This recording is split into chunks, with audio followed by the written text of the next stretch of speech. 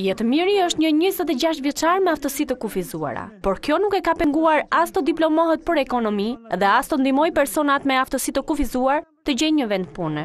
Ajo është ideatori i projektit të punësimit të kësaj kategorie personash, projekti i cili është mbështetur nga Vodafone Albania dhe sot ka mbledhur në panajirin e punës edhe përfaqësues të qeverisë, që u kanë dhënë garancinë se do jenë për krah tyre. Ideja ka lindur një vit e çan më përpara. I thash vetes si po unë do ta realizoj.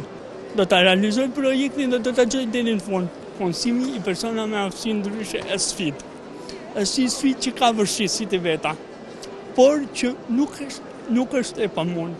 Zëvendës ministra Mirëqenie Sociale Bartylka Kospiri u ka premtuar se me ndryshimet ligjore, kjo kategori do të jetë më shumë në vëmendje. Sot, personat me aftësi të kufizuar në sajt të ndryshimit që është bërë ligjor, nuk e humbasin këtë pagesë punësimi për 2 vjet mbasi punësojnë, që do të thotë që marrin njëkohësisht edhe pagën, edhe përfitimin se person me aftësi të kufizuar, deri në një moment që ata vendosin nëse do të vazhdojnë të punojnë apo do të rikthehen skemës. Ndërsa për vetë Vodafone Albania, që tashmë ka punësuar disa persona me aftësi të kufizuara, ka ardhur koha që edhe këtyre personave të jepon mundësi të barabarta punësimi. Unë besoj se punësimi i këtyre njerëzve nuk lidhet vetëm me rambat, nuk lidhet vetëm me krijimin e disa kushteve për të mundësuar punësimin e tyre në kompani.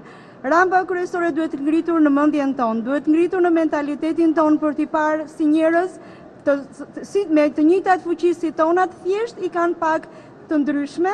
Pas prezantimit të projektit, kanë qenë shumë personat me aftësi të kufizuar që kanë aplikuar për të mund që të bëhen pjesë skuadrave të punës të kompanive të ndryshme që ishin në panajër.